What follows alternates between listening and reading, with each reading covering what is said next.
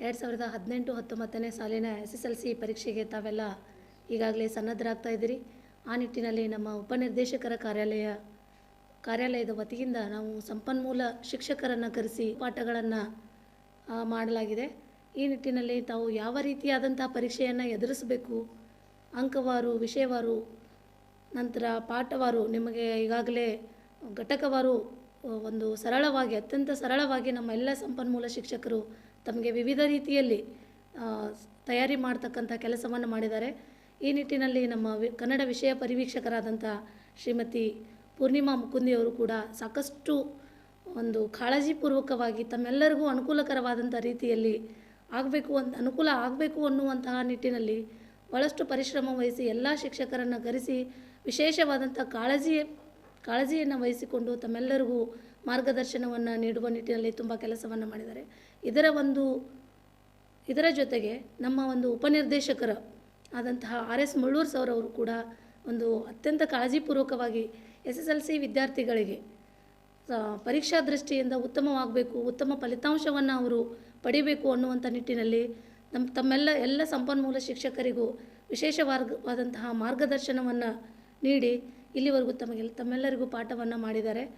ಆ ನಿಟ್ಟಿನಲ್ಲಿ ತಾವೆಲ್ಲರೂ ಕೂಡ ಈಗಾಗಲೇ ತಮ್ಮ ಶಾಲೆಯಲ್ಲಿ ತಮ್ಮ ವಿಷಯವಾರು ಶಿಕ್ಷಕರೊಂದಿಗೆ ವಿವಿಧ ಬಗೆಯವಾದಂತಹ ಒಂದು ಫಲಿತಾಂಶ ಸುಧಾರಣೆಗೆ ಅನೇಕ ರೀತಿಯಾದಂತಹ ತಯಾರಿಯನ್ನು ಮಾಡ್ಕೊಂಡಿದ್ದೀರಿ.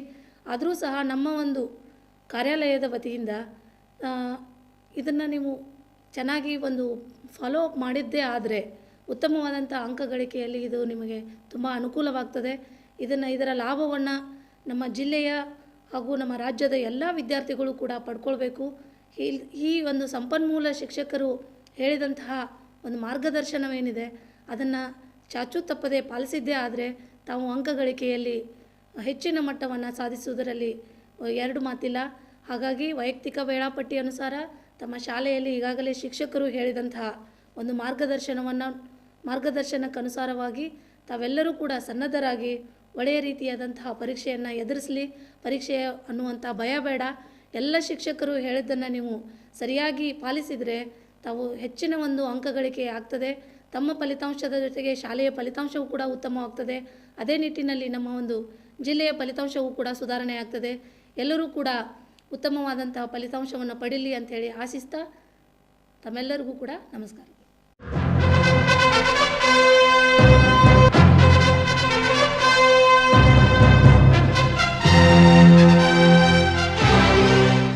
तो आइए इस नशिश में हम ये देखेंगे कि साइंस का पर्चा किस तरह से डिज़ाइन होता है यानी तैयार होता है। तो साइंस मजमून का सवाली पर्चा, तो यहाँ पे आप देख सकते हैं सवालात के अक़साम, सवालात की तादाद और मार्क्स, सवालात के नंबरान। इसमें सबसे पहला मुतबादिल इंतखाबी सवालात यानी मल्टीपल चॉइस क्वेश्चन रहेंगे, जिसमें 10 सवालात रहेंगे। हर सवाल के लिए 1 मार्क्स रहेगा, कुल 10 मार्क्स। तो इस तरह 1 से 10 तक के सवालात आपको मल्टीपल चॉइस क्वेश्चंस मिलेंगे। उसके बाद आते हैं जोड़ियाँ, मैच द फॉलोइंग।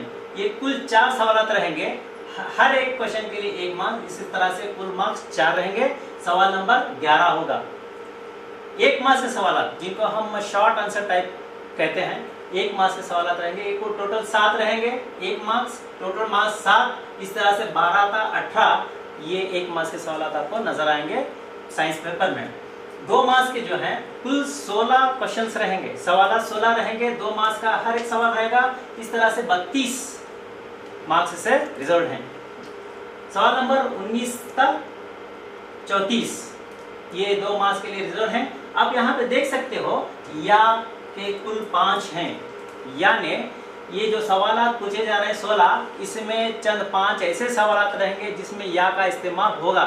मतलब ये एक सवाल होगा, उसके बाद अगर वो आपको नहीं आता है तो वहाँ पे या करके और एक सवाल दिया जाएगा, उसी का नंबर तो वही रहेगा, नंबर चेंज नहीं होगा। तो आपको वो लिखना है या नीचे वाला लिखना है, दोनों नहीं लिखना है, इतना आप ध्यान में रखें। इसी तरह से 3 मार्क्स के सवालात 5 रहेंगे, कुल मार्क्स 15 होंगे। ये क्वेश्चन नंबर 35 to 39 तक रहेगा। इसमें या के सवालात कुल 2 रहेंगे। 4 मार्क्स के लिए कुल 3 सवालात रहेंगे, टोटल मार्क्स होंगे 12। सवाल नंबर 40 था 42 या 42 के हैं। तो यहाँ पे एक या का सवाल होगा। इसके अलावा जब मैंने यूरिया का यहाँ पे जिक्र किया तो आपको याद होना चाहिए ये 4 का 7 की निस्बत में रहते हैं, मतलब फहरिस्त ए फहरिस्त बी। फहरिस्त ए में 4 रहेंगे, उसके मुतबादिल जवाब आपको फहरिस्त बी में 7 मिलेंगे। उसमें जो सही है वही आपको चुनकर लिखना है। इसे कैसे लिखना है मैं आपको आगे बताने वाला हूँ। तो नेक्स्ट जो है, अब हम देखेंगे मुख्तलिफ सवालात के जवाब कैसे लिखें। तो चलिए शुरुआत करते हैं मुतबादिल इंतखाबी सवालात मल्टीपल चॉइस क्वेश्चन से, जिसमें ये सवालात तालिब इल्म की मखसूस सलाहियतों और दानिशमंद यानी सूझबूझ का पता लगाने में मदद करते हैं। ऐसे सवालात को बगैर पढ़कर समझकर एक बाद ही जवाब लिखना या निशानदही करना चाहिए। इसमें किसी तरह की अंदाज नवीसी या कोई गलती या कोई गलत तरीका इख्तियार नहीं करना चाहिए। अजीज तलबा और तालिबात, अक्सर आप लोग यहाँ पे लॉटरी सिस्टम खेलते हो, जो दिलबाएं आप मार्क कर देते हो, या जवाब आता है तो उसका सिर्फ हुर्फ तहजी लिखते हो, पूरा जवाब नहीं लिखते, या जवाब लिखते हो तो हुर्फ तहजी छोड़ देते हो। ऐसी गलतियाँ नहीं होनी चाहिए। मैं इसीलिए आगे फिर मैं आपको बताऊंगा कि ऐसे जवाब कैसे लिखे जाएं। उसके बाद हम लोग ये देखते हैं कि मुख्तसरन जवाबी सवालात, जिसे हम 1 मार्क्स या 2 मार्क्स के सवालात भी कहते हैं, उनको कैसे लिखते हैं। ये सवालात तालिब इल्म की याददाश्त और मुख्तसरन अंदाज में जवाब के इजहार को पेश करने की सलाहियत में मदद करते हैं। तो यहाँ पे ध्यान रखना चाहिए कि जवाब लंबा ना हो, बल्कि जितना ज़रूरी है उतना ही लिखें। इसके बाद आता है तफसीली जवाब, लॉन्ग आंसर टाइप, जो कि 3 मार्क्स और 4 मार्क्स के होते हैं। इसमें ये सवाल तालिब इल्म ने के मौजू को किस तरह से या मवाद को किस तरह से उसने पढ़ा है, समझा है, इसकी जांच यहाँ पर होती है। तो इसलिए यहाँ पे जहानत को भी चेक किया जाता है। इसलिए इसको ऐसे सवालों को हल करते वक्त अपना ध्यान पूरी तरह से वहीं पे रखना चाहिए। अब आइए हम देखते हैं जवाबी पर्चा लिखते वक्त 3 बातों का ख्याल रखना चाहिए। तो आप यहाँ देखते हैं, सबसे पहले सवाली पर्चे को बार-बार पढ़ना चाहिए और आसान सवालात को पेंसिल से निशानदही कर लेने। जो आपको आसान लगते हैं तो उनको क्या कीजिए, आप पेंसिल से मार्क कर लीजिए। उसके बाद क्या करना है, जवाब लिखने से पहले सवाल नंबर लिखें। अजीज तलबा तालिबात, आपकी एक आदत बन चुकी है, आप सवाल को भी लिख देते हो। तो सवाल को न लिखें, सिर्फ सवाल का नंबर लिखें, उसके बाद उसका जवाब लिखें।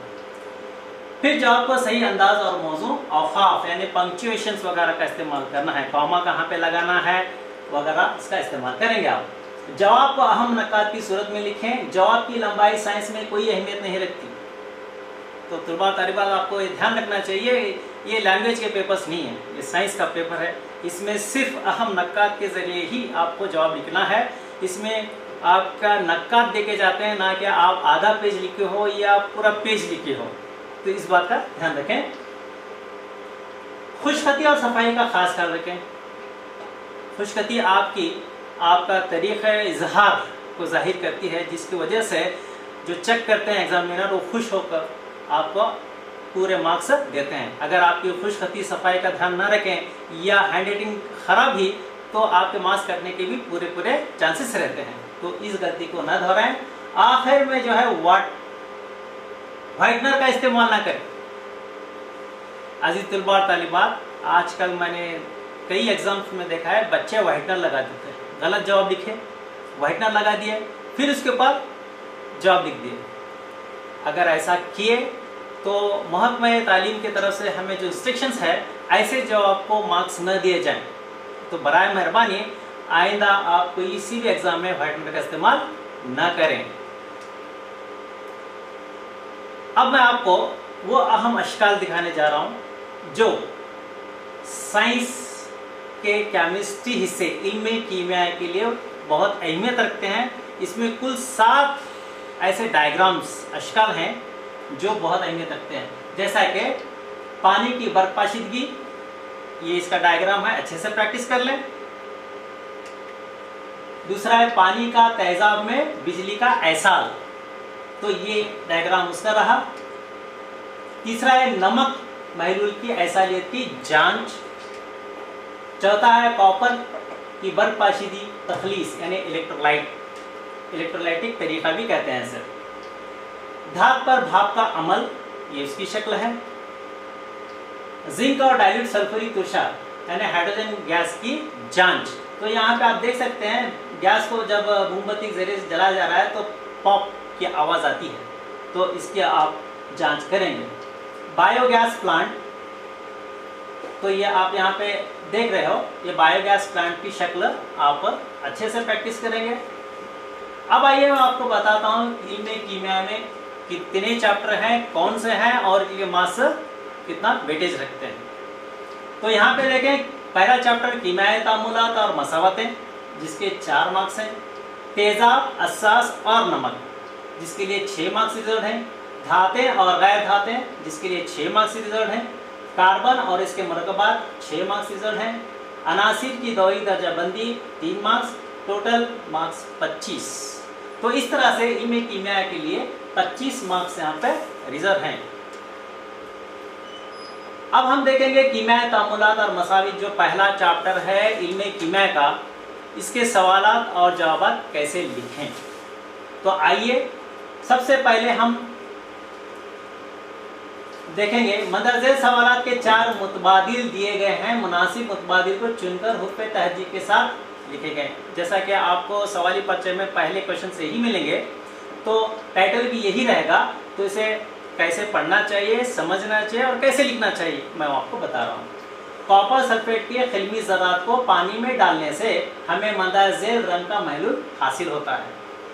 तो बच्चों, आपको मालूम होगा कि कॉपर सल्फेट के जो खिलमी ज़रात होते हैं वो नीले रंग के होते हैं। तो जब वो पानी में डाले जाएंगे तो बहरहाल हमें कौन सा कलर हासिल होगा? नीला ही हासिल होगा। तो इसलिए इसका जवाब होगा सी। इसी तरह से दूसरा सवाल देखें, इम्तिहानी नली में लिए गए जिंक के टुकड़ों पर डाइल्यूट हाइड्रोक्लोरिक तुषार डालने पर क्या होता है? अब आपको यहाँ पे ऑप्शन पढ़ना है, कोई तब्दीली नहीं होती। महलूल के रंग जर्द हो जाता है, ऑक्सीजन गैस खारिज होती है, जिंक की सतह पर हाइड्रोजन गैस के बुलबुले नजर आते हैं। यही बिल्कुल दुरुस्त जवाब है, क्योंकि जब जिंक के ज़रात पर हाइड्रोक्लोरिक तुषार डाला जाता है तो वहाँ पे कीमियाई तामुल लेते हुए जिंक क्लोराइड और हाइड्रोजन गैस खारिज होती है। तो ये जिंक के बुलबुले जो उसकी सतह पे नजर आते हैं, यही इसका सही जवाब है। फिर आए देखेंगे नंबर 3, अकमल चूने के पत्थर को गर्म करता है, ये तामुल। तो अकमल क्या कर रहा है? चूने का पत्थर लेता है, उसे गर्म करता है। तो अब यहाँ पे आप देखेंगे कि एक ही चीज शय ले रहा है बच्चा। अकमल क्या कर रहा है? एक ही शय ले रहा है, और वो क्या है? चूने का पत्थर, जो कैल्शियम कार्बोनेट कहलाता है। जब इसको गर्म करते हैं तो ये हरारत की वजह से टूटने लगता है, यानी कैल्शियम ऑक्साइड में तब्दील होता है और कार्बन डाइऑक्साइड गैस खारिज होती है। तो इस तरह से हमें पता चला कि मुतामिल एक है, हासिल 2 है, यानी मुहासिल 2 हैं। तो इस तरह से हमें पता चला कि ये कौन सा केमिकल रिएक्शन है, यानी इत्तेहादी तामुल है, तहलीली है, हटाव है या दौरा है। तो हमें पता चल रहा है ये कि शय 2 हिस्सों में तकसीम हो रही है, तो ये तहलीली तामुल हुआ। तो तलबा आप ये ध्यान रखें कि सवाल पढ़ते ही कोई भी जवाब जल्दबाजी में ना लिखें, बल्कि उसे समझें, थोड़ा सा वक्त लें, समझ बूझ के ही लिखें। फिर आइए देखें बूझे चूने का कीमियाई फार्मूला क्या है। बूझा चूना या मतलब क्या? जो चूने का पत्थर लाया गया है, अकमल जो लाया था ना यहाँ पे, अगर उसमें हम पानी डाल देंगे तो कीमियाई तामुल होने के बाद हमें कैल्शियम हाइड्रोक्साइड मिलेगा, जिसको हम बुझा हुआ चूना कहते हैं। ये बुझा हुआ इसलिए है क्योंकि पानी की शक्ल में रहता है। अगर इसी को हम दीवार पे लगा दें तो थोड़ी देर के बाद क्या होता है, उसका पानी जो है भाप बुखारत में तब्दील हो जाता है और हमें सिर्फ कैल्शियम कार्बोनेट ही वापस मिल जाएगा। इसीलिए हम इसको बुझा हुआ चूना कहते हैं। आइए फिर देखें कि जोड़ियाँ किस तरह से पूछता है। तो मैंने यहाँ पे जोड़ियाँ बनाई हैं। मैं एक बात बता दूं आपको, ये जो सवालात मैं आपको यहाँ पे दिखा रहा हूँ, ये सेंट्रलाइज्ड क्वेश्चंस कहलाते हैं, यानी दरमियानी सवालात। तलबा और तालिबात ये याद रखें, जो सवालात आपके मश्क में हैं या दरमियानी सवालात हैं, मैंने वो नहीं लिए। तो इसलिए नहीं लिए ताकि आपको एग्ज़ाम में किस तरह के क्वेश्चंस आते हैं वो आपको मैं बताना चाहता हूँ। तो किस तरह से असातिज़ा कराम पढ़ते हैं मवाद को, किस तरह से सवालात बनाते हैं, वो तरीक़ा मैं आपको बताने जा रहा हूँ। तो यहाँ पे जोड़िया में आप देख सकते हो, शायद ही आपको ऐसा पैटर्न कहीं और मिला हो या ना हो, मैं नहीं जानता, लेकिन ये मैंने बनाया। तो किस तरह से इसमें ट्रिक्स इस्तेमाल किए जाते हैं, किस तरह से क्वेश्चन को ट्विस्ट किया जाता है, वो मैं आपको बता रहा हूँ। कीमियाई तामुल में इस्तेमाल होने वाली तभी हालात को फहरिस्त ए और इनकी अलामत को फहरिस्त बी के साथ मुनासिब जोड़ लगाओ। तो यहाँ फहरिस्त ए में जो है यहाँ पे हालात हैं या उनका अलामती इजहार है। तो यहाँ देख सकते हैं आप, सबसे पहले गैस का खारिज होना, दूसरा है आबी महलूल, तीसरा है हरारत का इस्तेमाल, चौथा है गैस की सूरत। जब भी आप सवालात पढ़ते हो तो दो क्वेश्चन आपको इजी लग रहे हैं, ये वाले क्वेश्चन नंबर 2 और 3, आबी महलूल और हरारत का इस्तेमाल, जबकि पहला और चौथा इसमें आपको थोड़ा कंफ्यूजन हो जाएगा। कैसे? यहाँ पर भी गैस की सूरत में है या गैस का अखराज है। तो यहाँ पे आप ऑप्शन देख लीजिए, A B C D E F G, जो कि कुल 7 हैं। तो मैंने बताया आपको जोड़िया में 4 ता 7 की निस्बत होती है। तो यहाँ पे आपको कंफ्यूजन हो जाएगा नंबर 1 और नंबर 2 में। तो ऐसे सवाल होंगे ट्विस्टेड, इसे कैसे सॉल्व करते हैं मैं बता रहा हूँ। चलिए पहले देखेंगे गैस का खारिज होना। इस सवाल पर गौर कीजिए, गैस का खारिज होना मतलब गैस जो है खारिज हो रही है। अब ये सोचना है गैस कहाँ पे खारिज हो रही है, नीचे या ऊपर। अब ये जवाब भी आपको ही तलाश करना है। कैसे? गैस हल्की होती है तो बाज़ाहिर वो ऊपर ही खारिज होगी। तो यहाँ पे आपको उसका तीर का निशान तलाश करना है। कहाँ पर है? यहाँ पर। तो तीर के निशान 2 हैं, एक ऊपर वाला एक नीचे वाला। तो ये वाला जो है सही जवाब रहेगा। तो ई बराबर ये तीर का निशान होगा। अब आइए आबी महलूल। आबी महलूल जो कीमियाई तामुल में जाहिर करते हैं वो है अक्वेस कहलाता है। क्या कहलाता है? अक्वेस, ये वाला। तो आबी महलूल को हम सी यानी अक्वेस से जाहिर करते हैं। अब आइए यहाँ पे हरारत का इस्तेमाल। तो जब आप मुताला कर रहे थे तो कीमियाई तामुलात के लिखने के तरीके में आपको बताया गया है कि हरारत जब इस्तेमाल होती है कि किसी कीमियाई तामुल के दौरान, या तो आप उसे मुसल्लस की निशानी से जाहिर करते हो, कहाँ पर? तीर के निशान के ऊपर या नीचे भी कर सकते हैं, या नहीं तो हरारत लफ्ज़ लिखकर भी जाहिर किया जा सकता है। तो मैंने यहाँ पे मुसल्लस दिया हुआ है, तो इसका सही जवाब होगा ये वाला। अब आओ लास्ट में चौथा, गैस की सूरत में। गैस की सूरत में जब ये जा रहा है मतलब क्या? तबई हालात को जाहिर कर रहे हैं। अब यहाँ पे ट्रिक की सवाल है इसमें से फर्क करने का। गैस की सूरत यानी तबई हालत को जाहिर कर रहा है। तो हम इसे तबई हालत को कैसे करेंगे? ठोस रहा है तो यस, लिक्विड रहा यानी रफीक रहा तो यल, और गैस रहा है तो जी, यानी जी कहाँ पर है? यहाँ पर है, तो ए। तो इस तरह से ये इसके सवाल के जवाब बात मिल गए। लिखना कैसे है यहाँ? तो आपको पर्चे में जवाब जो है कुछ इस तरह से लिखना होगा। जवाब में फहरिस्त ए गैस का अखराज, ई ऊपर तीर का निशान, आबी महलूल अक्वेस, सी हरारत का इस्तेमाल या मुसल्लस की निशानी, गैस की सूरत में जी। तो इस तरह से आप जोड़ियों को अपने पर्चे में लिखेंगे। अब आइए देखेंगे कीमियाई तामुलात और मसावात में जो है 1 मार्क्स के सवालात किस तरह से पूछे जाएंगे। ये तमाम सवाल सेंट्रलाइज हैं, आप अच्छे से देख लें। कीमियाई मसावत से क्या मुराद है? सवाल आया कीमियाई मसावत से क्या मुराद है? इसका जवाब क्या लिखेंगे हम?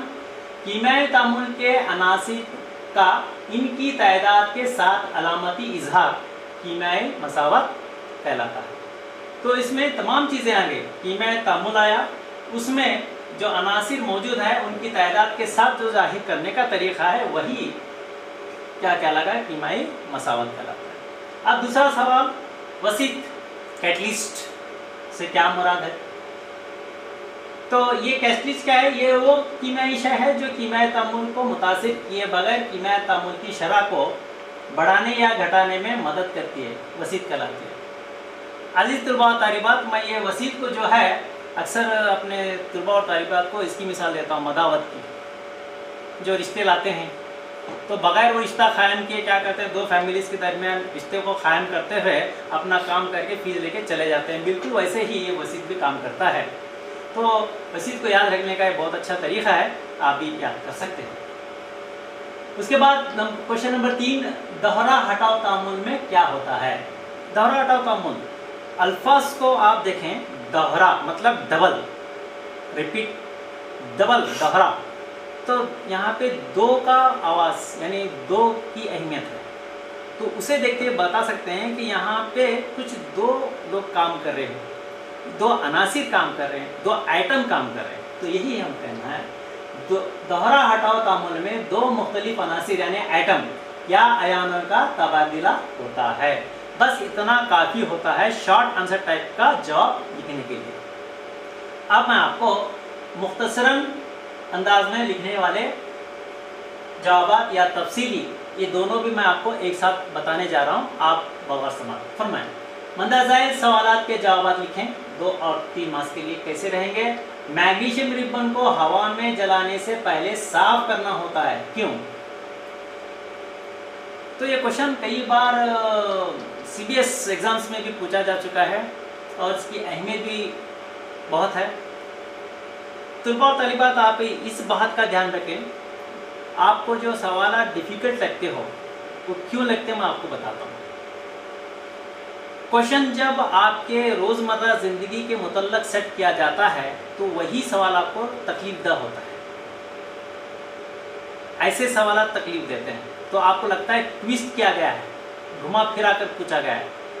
यही बात होती है, उस मवाद को आप समझने के बाद अपनी ज़िंदगी में इस्तेमाल कर रहे हो या नहीं, इसकी भी जांच होती है। तो जैसे कि यहाँ पे देख सकते हैं, मैग्नीशियम रिबन को हवा में जलाने से पहले साफ करना होता है, क्यों?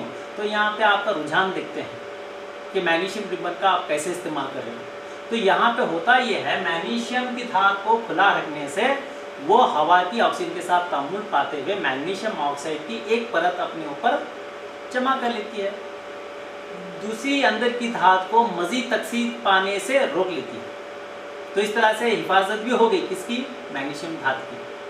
तो जब उस धात का हम इस्तेमाल करना होता है तो हम इस्तेमाल नहीं कर सकते, क्योंकि ऊपर जो है मैग्नीशियम ऑक्साइड की परत चढ़ी हुई है।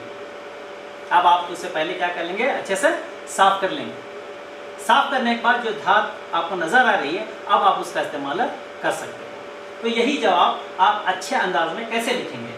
मैग्नीशियम एक तेज़ आमिल धात है जो हवा के ऑक्सीजन के साथ तामुल करके अपनी सतह पर मैग्नीशियम ऑक्साइड की परत बनती है।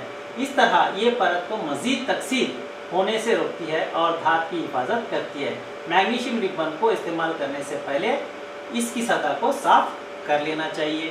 तो ये आपको 2 मार्क्स का जवाब हो गया। अब आइए फिर देखें, यहाँ पे एक सवाल है, मंदाज़ेल के लिए मुतवाज़न कीमियाई मसावत लिखें। तो यहाँ पे देख सकते हो आप, हाइड्रोजन और क्लोरीन मिलने के बाद हाइड्रोजन क्लोराइड हासिल हो रहा है। तो इसको कैसे लिखेंगे? हाइड्रोजन का ज़ाब्ता आपको मालूम होना चाहिए, यानी H2। आप H नहीं लिख सकते, जिनको हम नेसेंट अनासिर कहते हैं उनका इस्तेमाल आप लोग नहीं कर सकते हो, सालिमों में इस्तेमाल करना होता है। इसीलिए हाइड्रोजन H2 कौन सी सूरत है, तभी हालत को जाहिर करेंगे, गैस। उसके बाद आता है क्लोरीन का इस्तेमाल होगा, जो कि गैस की सूरत में है। जब दोनों गैसों को दबाव के तहत मिलाया जाता है तो हमें और दूसरी गैस हाइड्रोजन क्लोराइड हासिल होती है। तो ये कीमियाई मसावत को आप लोग इस तरह से लिखोगे।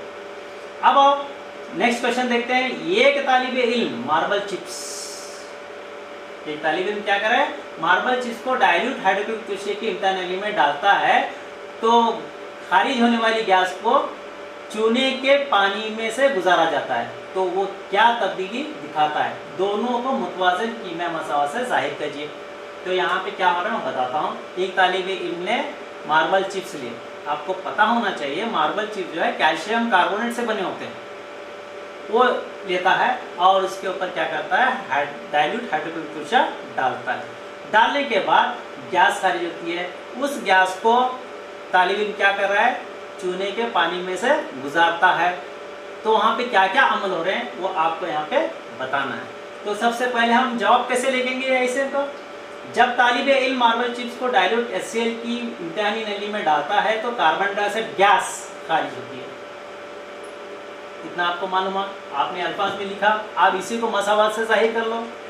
कैल्शियम कार्बोनेट जो कि ठोस होता है, यस, और हाइड्रोक्लोरिक तुषार जो एक्वस होता है, इसके ऊपर डाल दिए तो हमें कैल्शियम क्लोराइड हासिल होगा, पानी हासिल होगा, कार्बन डाइऑक्साइड गैस खारिज होगी। अब तालिब इल्म क्या कर रहा है, वो कार्बन डाइऑक्साइड गैस को चूने के पानी में से गुजार रहा है, जिसे हम कैल्शियम हाइड्रोक्साइड के नाम से जानते हैं। तो क्या होता है, तो कैल्शियम कार्बोनेट बनता है जो दूधिया नजर आता है। तो अक्सर आप लोग ये एक्टिविटी यानी सरगर्मी किए होंगे, कार्बन डाइऑक्साइड गैस नहीं बल्कि आपने लेकर फूंक मारी होगी, तो कैल्शियम हाइड्रोक्साइड जो है कैल्शियम कार्बोनेट में तब्दील हो जाता है जो दूधिया रंग का नजर आता है। तो उसके बाद देखेंगे नंबर 4, अमल तनफ्फुज एक हरारतज़ा तामुल है, बयान कीजिए। मसावत लिखेंगे। अजीज तलबा तालिबात, जो हम लोग सांस लेते रहते हैं तो ये एक कीमियाई तामुल है जो हमारे अंदर होता है, इसकी वजह से हरारत खारिज होती है। तो यहाँ पे हो रहा है क्या है, हरारत खारिज हो रही है, इसीलिए इसको हरारतज़ा तामुल कहते हैं। कैसे हो रहा है, ग्लूकोज यहाँ पर तब्दील होता है। कैसे हो रहा है मैं आपको जवाब बताता हूँ। अमल तनफ्फुस के दौरान हम ऑक्सीजन को सांस लेते वक्त अंदर दाखिल करते हैं, जो ग्लूकोज के साथ तामुल करके कार्बन डाइऑक्साइड और पानी बनाते हैं। आप यहाँ पे देख सकते हो, ग्लूकोज जब हम सांस लेते हैं तो ऑक्सीजन चली गई, तामुल हुआ, तामुल होने के बाद कार्बन डाइऑक्साइड गैस, पानी बना, हरारत यहाँ पे खारिज हो रही है। चूंकि हरारत खारिज हो रही है इसीलिए एक हरारतज़ा तामुल है। तो आइए 4 मार्क्स के सवाल कैसे होते हैं मैं आपको बताता हूँ। मंतज़र झेल सवालात के जवाब लिखो 4 मार्क्स के लिए। तो यहाँ पे आप लोग जो भी सरगर्मी किए होते हो उसी सरगर्मी का इस्तेमाल यहाँ पे क्वेश्चन को टेस्ट करते हुए उसकी जांच के लिए करते हैं। जैसा कि यहाँ पे दिया गया है, एक शुद्ध भूरे रंग की धात X को ऑक्सीजन की मौजूदगी में गर्म करने पर वो सियाह मरकब Y में तब्दील होता है जो असासी खुसूसियत रखता है। इसको जब हाइड्रोजन की मौजूदगी में गर्म किया जाता है तो वो X धात हासिल होती है। X और Y का नाम बताओ, कौन तकसीद और कौन तोही होता है बताएं। तो यहाँ पे आप देख सकते हो कि सवाल एक सरगर्मी के तहत पूछा गया है, तो जवाब भी उसी तरह से होना चाहिए। सबसे पहले आप इसको पकड़ लें, शुद्ध भूरा रंग, ये जो है तांबे का है यानी कॉपर का, तो ये निशानदेही कर रहा है कॉपर धात की, समझ में आ रहा है। तो ये रंग की वजह से हम पहचान सकते हैं धात को, या कोई ऐसी खास खुसूसियत का जिक्र होता है जिसकी वजह से उस धात की पहचान होती है। तो चलिए जवाब कैसे लिखेंगे। शुद्ध भूरे रंग की धात दरअसल तांबा यानी कॉपर है, जिसको ऑक्सीजन की मौजूदगी में गर्म करने पर कॉपर ऑक्साइड हासिल होता है। तो यहाँ पे कॉपर प्लस ऑक्सीजन, तो यहाँ पे बन गया हमारा कॉपर ऑक्साइड। ये पहले वाला जो X है वो है तांबा यानी कॉपर है, और जो सियाह मुरक्कब हासिल हो रहा है वो है कॉपर ऑक्साइड, जिसे हम Y से जाहिर करते हैं। तो इस तरह से हमें पता चला कि X जो है तांबा है, Y जो है कॉपर ऑक्साइड है। अब फिर वो बताता है कि X धात हासिल होगी दोबारा वापस, कब, हाइड्रोजन गैस खारिज होने के बाद। तो करना क्या है, कॉपर ऑक्साइड को हाइड्रोजन की मौजूदगी में दोबारा गर्म करने पर हमें तांबा हासिल होता है। तो यहाँ पे देख सकते हैं आप, कॉपर ऑक्साइड को हमें हाइड्रोजन की मौजूदगी में गर्म करें तो हमें तांबा वापस मिल गया और साथ में पानी भी हासिल होता है। तो इस तरह से कॉपर ऑक्साइड ऑक्सीजन को खोता है, इसलिए तोहीद होता है। तो यहाँ पे आप देख सकते हो कॉपर ऑक्साइड में मौजूद ऑक्सीजन हाइड्रोजन के पास चली जाती है, यानी ऑक्सीजन हाइड्रोजन के पास जाने की वजह से हाइड्रोजन तकसीद पा रहा है, और यहाँ से ऑक्सीजन निकलने की वजह से ये तहवील पा रहा है। तो इस तरह से हमें समझ में आया कि ऑक्सीजन यहाँ से हाइड्रोजन के पास चली जा रही है। तो अजीज तलबा और तालिबात, अब आप देखें कि किस तरह से सवालात तैयार किए जाते हैं। ये सेंट्रलाइज क्वेश्चंस हैं, इस तरह से सवालात तैयार होते हैं। तो मेरा यही कहना है कि आप जब भी पढ़ो, मवाद को अच्छी तरह से पढ़ो, समझ के पढ़ो। आपने एक कहावत सुनी होगी, read in between the lines, read in between the lines. जब मैंने तालिब इल्म को पूछा कि read in the between lines का तशरीह करो, मानी बताओ, तो बताने लगा कि 2 लाइन के दरमियान पढ़ना है। तो आपको मैं यही बताऊंगा कि 2 लाइन के दरमियान पढ़ने का मतलब यह है बगौर पढ़ो, बगौर समाप्त करो, उसे पढ़कर समझो। तो इसी तरह से आपको मवाद को पढ़कर समझना है। अब मैंने यहाँ पे एक चार्ट दिया हुआ है, आप इसे देख सकते हो। इस चार्ट को में पूरा चैप्टर, कौन सा, कीमिया तामुल और मसावतें, पूरे चैप्टर को मैंने कंसाइज करके, छोटा करके, याददाश्त के लिए, जिसे हम माइंड मैप भी कह सकते हैं, आप इसे ले सकते हो। तो यहाँ पे देखें कीमिया तामुलात और मसावतें, यहाँ से हमने कीमिया तामुलात को अलग कर लिया है। फिर पहली मिसाल इत्तेहादी तामुल, जिसमें 2 मुतामिल होते हैं, जुड़ने के बाद तीसरा जो हासिल होता है वो है महासिल। तो A + B गिव्स C, उसकी मिसाल भी यहाँ पे मैंने लिखी है।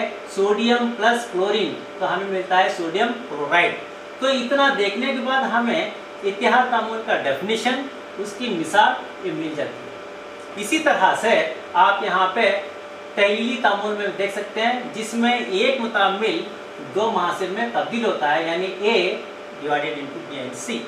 तो यहाँ पे कैल्शियम कार्बोनेट, तो अकमल की आपने मिसाल देखी, अकमल ने क्या किया था, चूने के पत्थर को गर्म किया था, जिसकी वजह से वो 2 महासिल दिया था, जिसकी वजह से कैल्शियम ऑक्साइड और कार्बन डाइऑक्साइड हासिल हुए थे। तो अजीज तलबा और तालिबात, इस तरह का चार्ट आपको बहुत मदद करेगा आपकी पढ़ाई में। तो तीसरा मिसाल है हटाओ तामुल। तो हटाओ तामुल आप यहाँ देख सकते हो, ये B + C, यानी एक मुरक्कब है जिसमें 2 अनासिर हैं, और तीसरा जो है एक अंसर है या मुरक्कब है। एक अंसर दूसरे मुरक्कब के अंसर को हटाते हुए यहाँ पे उसकी जगह ले लेता है, इसी को हम हटाओ तामुल कहते हैं। अगर 2 अनासिर अपनी जगह अदल बदल कर रहे हैं 2 मुरक्कबात में, हम उसे दोहरा हटाओ कहते हैं।